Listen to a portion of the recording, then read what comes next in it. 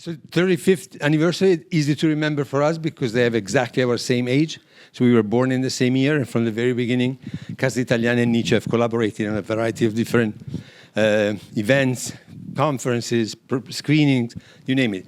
And I can tell that the work that Viviana Del Bianco, the executive director and founder of N.I.C.E, did over the years really paid back, because their specialty is to bring either opera prima or opera seconda, so either the first movie of a director or the second movie. And I can tell that many, many, many of the directors that we saw here at the very beginning of their careers developed really extraordinary series of film and productions that are really remarkable. So this evening, we have the fortune of having with us Lorenzo Pullega, who is the director of L'Oro del Reno. That is, does it sound familiar, the title? Rheingold. So we're going to have an evening of Wagner. And Lorenzo is going to play. No. I don't want to tell you something too much about the film, because for me it was a surprise. I saw it this past summer in Mantova at the Mantova Film Festival, and I have my subscription, so I went there. I didn't know anything about the film, and it was the film that genuinely I liked the most. It made me laugh, it made me think. I kept talking about it with my friends who didn't see it yet, and when I saw it, I said, I want to bring this film to New York. And as I was telling Lorenzo, this is one of the luxuries of my job. I can do that. I can go to a film festival, see a film that I like, and they say, let's bring it to New York. And it happened. So I'm delighted that Lorenzo accepted the invitation of Casa Italiana and N.I.C.E, and is here with us to present to us his first feature film. But before, please. But before we move to Lorenzo, I would like to invite to the stage the executive director of N.I.C.E in New York, Mila Tenaglia, who for the past few years has provided invaluable help for the programming, the planning, the promotion of N.I.C.E, and it's a delight to work with Mila. Mila. Yes, thank you. Hello, thank you for being here tonight. As Stefano said, we are very happy and glad to have Stefano Pullega's first feature. This is the closing night of N.I.C.E Film Festival, New Italian Cinema Events. We are going to keep going with the festival in Philadelphia from December 5th to December 7th. And we are very, very happy to be here. So thank you for supporting us. And I'm glad to leave the floor to Lorenzo. He's going to provide an overview about the film. And then please stay for the Q&A later. Thank you very much. Hello, everyone. It's a great honor to be here tonight at N.I.C.E. So thanks to Stefano and to Mila, who organized my trip here, everything, to come to New York. This is my first time in New York. And so, yes, it's an incredible occasion for me to visit New York with my movie. This is something that happened in dreams, and now it's happening. Because I've always thought that maybe one day I will come to New York, but then from an European view, you always look at New York like the city of movies, and somehow you feel that you already live in New York, okay, because I've seen so much movies, and maybe I will come to New York, but I know New York, and but to be here for real, it's incredible. When Stefano saw the movie and he wrote me that he wanted to bring it to New York, it was I was amazed, because really I didn't expect something like this. So. Thank you all for being here. As you can imagine, it's a movie about Reno, but it's not the Rhine of the great German mythology, but it's much more Rhine of my personal view of my personal Italian mythology. So it's very personal in a kind of way, because no one has ever seen this river, because it's actually a little small river that flows nearby my hometown in Bologna, and with nothing special, absolutely. And so, but it's my river somehow, and I grew up nearby this river, and the name of the great Wagner opera, L'Oro del Reno, the Rheingold, has always struck me because of this strange duplicity. And knowing that I was leaving this little river that brings this enormous name with it, something rang my bell, something happened in my mind. And I wanted to give my personal mythology to that river. So you will see a movie that actually, it's, I might say, not a collection of stories, but a river of stories, one into another, with many characters, and staged in many times, different times in history, and with this great legame? Connection of the river. And it all started with the first image that you will see, this strange things that happened in my hometown, that one day some Japanese tourists dressed like Vikings thought that they arrived in the German Rhine, but actually they arrived in my Rhine in Bologna. So from this mythological fact, all the movie started. It was like the spring from which all the river of the stories came up. And so yeah, if I just have to give a suggestion, or yeah, I would say that it's a movie in which I wanted to play with the audience to let yourself condotto, be led by this stream and see what happens and where it goes. Thank you very much. See, I've seen the film, and somebody else was doing this with Lorenzo, so you couldn't ask questions then. And I have a few, and then I would like to hear also your questions. So you gave a presentation saying, do not expect a linear narrative, a story that develops. These are many tableaux, there are many paintings, moving paintings in motion, we can say. And of course, there is the Wagner element. And your film was recognized here, and immediately people, and so also in other evenings, I asked, what does it remind you? And immediately, of course, the Wagnerian reference is appealing, is puzzling for some people. What's between you and Wagner? What is your relationship with Wagner? See. A strange relationship, because actually my first knowledge of Wagner was not because of music, but because of cinema. I remember seeing Nosferatu by Werner Herzog, and there's this scene in which Bruno Ganz arrives in the castle of Dracula, and there was the prelude of the Rheingold, and it was incredible, and I didn't know anything about this music. But when the music arrived to me, and they told me it was Wagner, it was a revelation.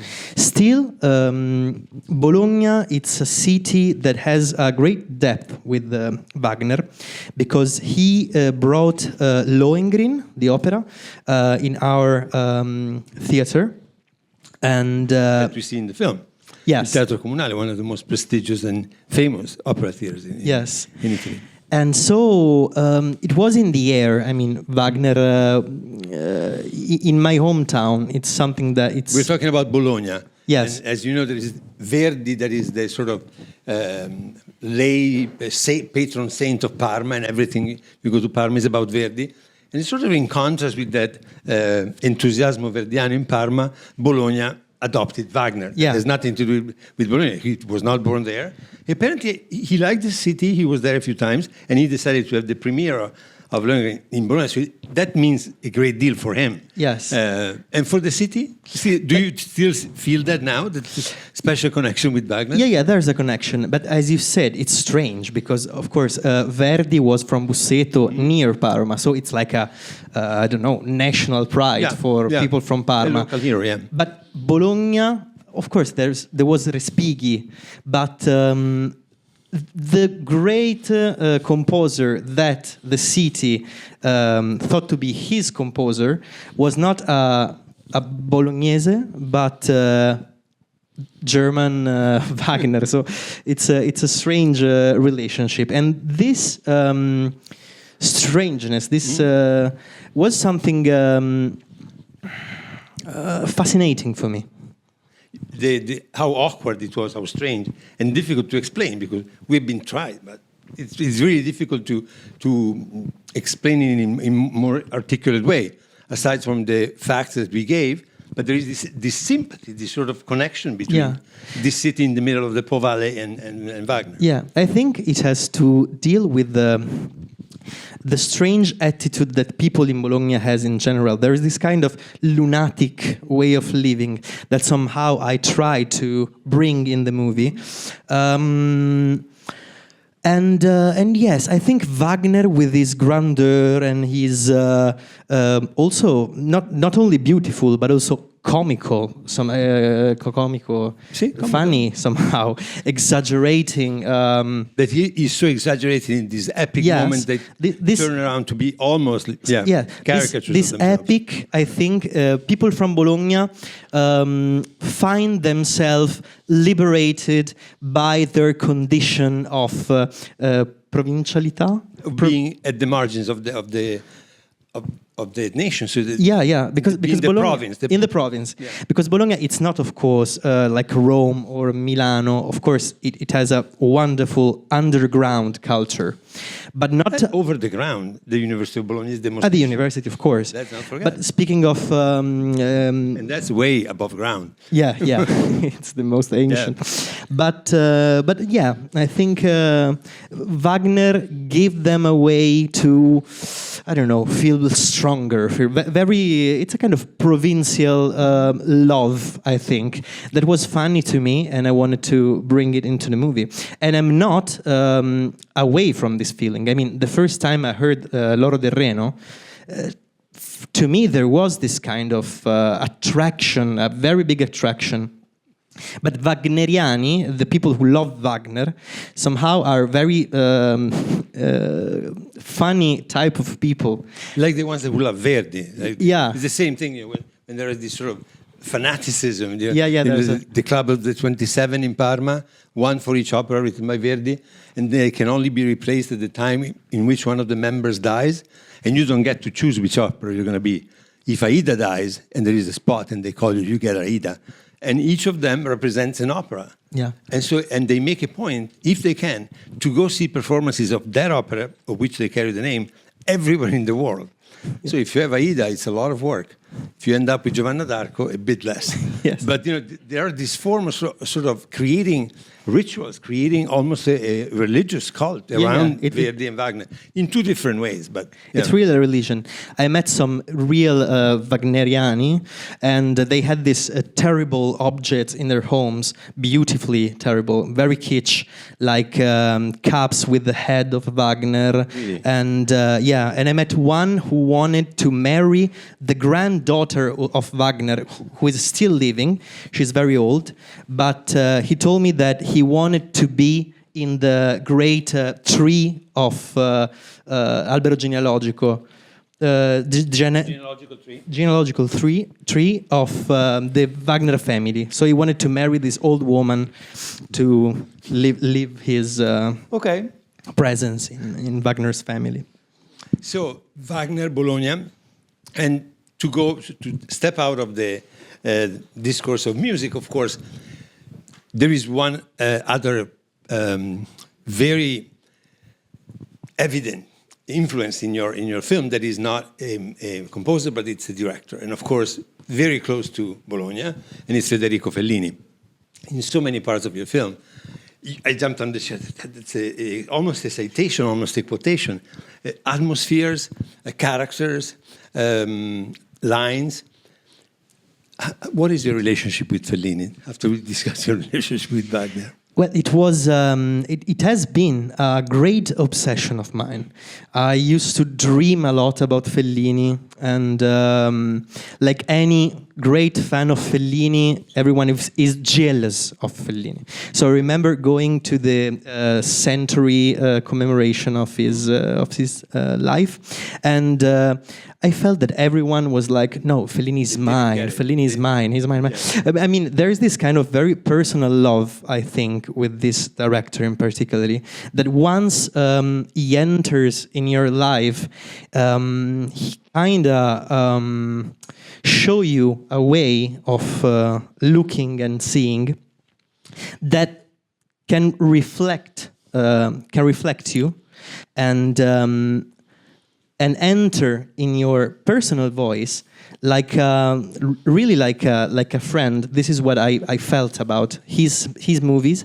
And when I was a teenager, I remember the feeling that I had of not just watching a movie. Maybe it was because of the sound of the wind. He really was a great magician. And so the feeling of living inside one of his movies and getting out of his movies was always tragic. Which film do you get more easily inside? Well, I adored at the time Casanova. Which is one of the most macabre and frightening somehow. But I remember the feelings that he gave me, the sensuality, even if it was very connected to a sense of death. Mm-hmm. But this thing in general about Fellini of embrace life, even if he felt, a tragic and also nevrotic kind of relationship with other people, but this struggle to embrace life, even if it's impossible to do it for real. This struggle, this love for people, it's something that I've always loved myself, and so yes, this movie, it's a kind of also exorcism from this love, this great love that I had, because it stayed with me for such a long time that it's not just an homage, I guess. Mm-hmm. It's more an exorcism.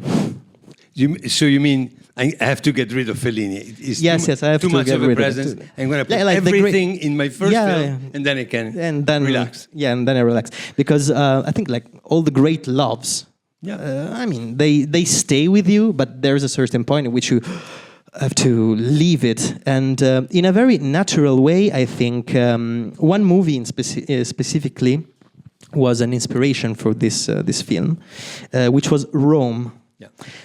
Roma. Not because, some people say that maybe Amarcord because of the mist, but he just, the mist, it's like his signature, okay? Yeah. You cannot do mist in movies, and it's Amarcord.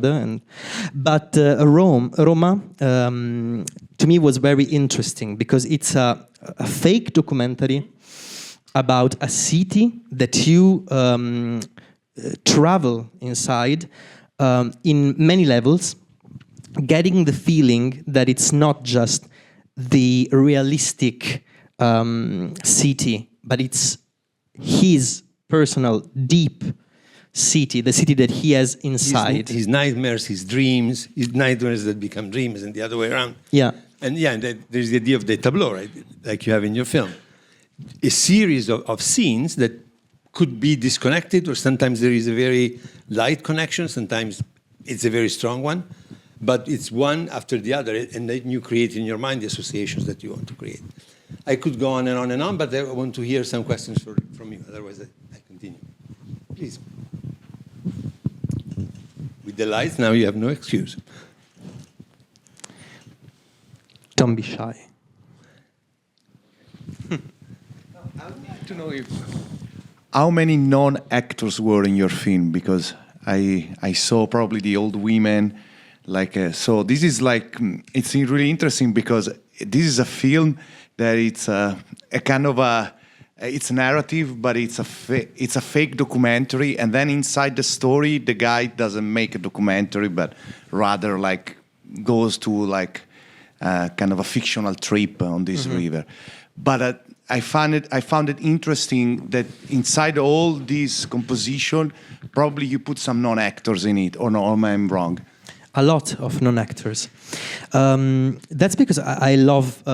It's I think a thing that in the great Italian cinema, in the great Italian tradition, was something very common actually. That you mixed maybe great actors with non-actors that are perfect for that particular moment, or just because of their face, but they have this sensuality, and so yes, there are. I think. Half and half. Half of the actors are real actors, but I was interested in not have great faces of the Italian cinema for the feeling that I wanted to give of freshness, that you don't know who these people are, even if they're actors, not very known actors, so that maybe it's the first time that you see their faces. There was, for example, the little child, the little sister on the bed. She was the main character in Alice Rohrwacher's Le Pupille. I don't know how it's translated. I think. The pupils. That was at the Oscar. It was an Oscar nominee. And she's a little girl, and that's the thing that she did. But this, I think, was her second movie. The other one, Rebecca, the bride, was in Saverio Costanzo's Finalmente l'alba, with Willem Dafoe. But, I mean, you didn't recognize them exactly. Probably to an Italian audience, the most recognizable would be Eva Robbins, who Eva was on Robbins. this stage 3 years ago. Ah, really? Yeah, she was our guest here. Great. I love her. And she's a transgender activist and one of the pioneering voices also in that field, but the respected actress, stage actress. She was here. She performed in a play, and then she was here our guest. She's amazing. So she's the woman dancing in the scene of the People of the Sun. She's very recognizable because she also did quite a bit of TV before abandoning TV and going for it. But her face is very recognizable. Yeah. It's true. In Italy, she's a pioneer. She was playing here the diva of these colonies. Like the Ape Regina. I don't know, the queen bee. So it's fine if she's recognized as such. Yeah. And so many non-actors, and I brought them from the streets. Maybe I was wandering around the river, and then I see a face, and I had to convince those people to come into the movie. For example, the one that you see in the snow at the end of the sequence of the People of the Sun, he's really one of them. They are all of them real people who lived in the river and really takes sunbathe all the year. And most of them are real. He was like their chief maître of the tribu, and he was so shy. And I have to convince him in every way to have this little close-up. And the day we had to shoot, he told me, "I'm not coming." And I said, "But well, you promised me, you give me your word." And he told me this terrible thing. Well, it's not a problem. I take it off. My word doesn't count anything. So yeah, I take it back. So I had to premeditate this terrible revenge. And I found a great friend of his living in Ferrara. I let them catch again after years. And he convinced him to come to the location, not telling him that he was going on location to shoot, and telling him that he wanted to bring him to a cemetery where a great friend of them was buried. And so they arrived on the snow, not knowing, he didn't know. And there was a small troop waiting for him. So this was my revenge. But at the end, he was happy to being here, of course. It was a trap. But so here he left his home not knowing that he was not coming. knowing. Because I had to make a great revenge somehow. But I think it was an act of love because his face is incredible and I want it to be eternal. I mean, but he didn't. So many of these faces tell stories, just the faces. Yeah, just the faces. Lorenzo, you are at your first feature film. You did shorts before, and your crew is also of very young professionals. Tell us something about your colleagues. The other screenwriter, you co-wrote the script, right? Yeah, I co-write the script with other two friends of mine. We written all the short movies before together, and we also opened a little production company in Bologna, which is the Rheingold film, obviously, that you have seen at the beginning, and yes, but most of the people who worked in this movie was his very first time as caporeparto, come si può dire, as the head of department. Yeah, the head of the department. So, for example, the costume designer, it was her first movie. Set designer, art the set director? designer, the art director, the same. So, most of them were really good friends, working in cinema, of course, for a long time. But it was the first time for many of us. Did you have fun while because I have the impression that you guys were having a lot of fun while you were shooting. Yes, a lot of fun. I had a lot of fun. I think people also hated me at one point because, of course, it's a movie that sets almost in external landscape. So we were exposed to every kind of meteorology most of the time. We filmed the movie in 1 year and a half because we have to wait for many things. The good conditions to work on the river, the good conditions of the landscape, of course, and also the money somehow, because we started shooting before we knew that we could actually make the movie. And some scenes, for example, the naked boys on the river, or the snow scene, and other scenes, we shoot them before knowing that this movie was actually going to be finished. And it's an act of faith. It's an act of faith, yes, absolutely. I think you have to have this kind of religious thinking about movies, because although it's going to be a mess every time, I mean, you have to be focused on this, and somehow I think every director knows that in a way or another, good or bad, but this movie, you can make it somehow. And you have to wait, but it's possible. Other questions? Valerio, ecco Valerio, il tuo collega, he's also the director. He's the director of Elvira Notari Beyond Silence. Grande. Ciao. It was presented at the Venice Film Festival last August. I was wondering, congratulations on the film. Thank Just you. wondering if you have any inspiration on other films set around rivers or on river, if like working on the script, if you did that research, some films that inspire you. And then a question more geographical. Does the Reno get that big? There is the scene with the floating and the woman getting married. Is that the Reno or? Not always. Oh, okay. Of course, it's a reinvention of the Reno. So sometimes it's the real one, but many of the times we shoot in lakes or ponds, and to get the impression of Reno. And speaking about other movies about rivers, not that many actually, but because I know there are also recent movies about rivers that are beautiful, but I actually haven't seen them. For example, Rumore Bianco. It's a documentary that many people told me you have to watch the Rumore Bianco because I've never. But I think two movies by Jean Renoir that I love, The River and Una gita di campagna.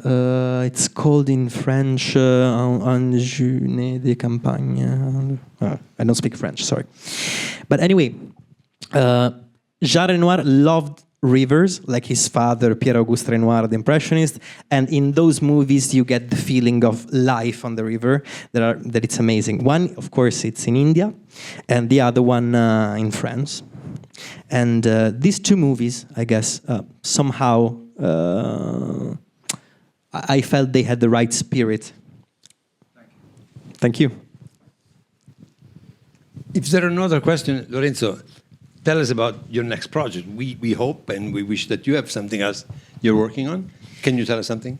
Yes, right now I'm writing, and it's taking a lot of time, even if it's a story that I had in mind for many years. But I'm rewriting now. But anyway, it's a story. Are you also working with the same people? Yeah, with the same. Okay. And it's a story set in my own town, as this one. But it's I think it's a fairy tale set in not fairy tale, yeah, fairy tale set in the 90s when I was a little child, and it's about this child with his grandmother and her old friends that have great secrets to hide, and there are murders in the little village, and these secrets somehow comes out, and you're in the writing phase. So, yeah. And you're still looking for producers and... The producers should be, like in this case, Manetti Bros. There are two directors in Italy that are also producers, and And that have produced very interesting, innovative cinema in the past 10, 15 years, right? Yes, they've produced a lot of beginners in movies that now are also making lots of movies, and and we all, it's a kind of family, because we all know each other, all the directors that started with them, we were friends, and we used to work for them. So I told them that they're like Roger Corman.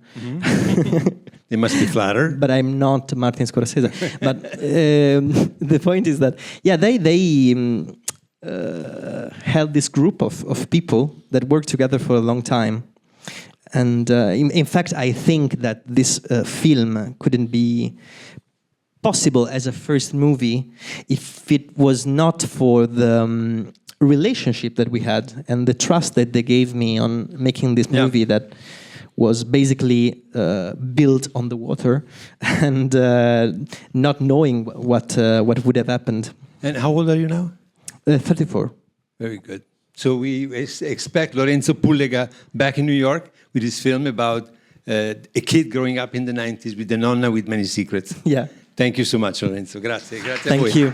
E grazie a Mila e a N.I.C.E. Thanks to all of you. Thanks to N.I.C.E.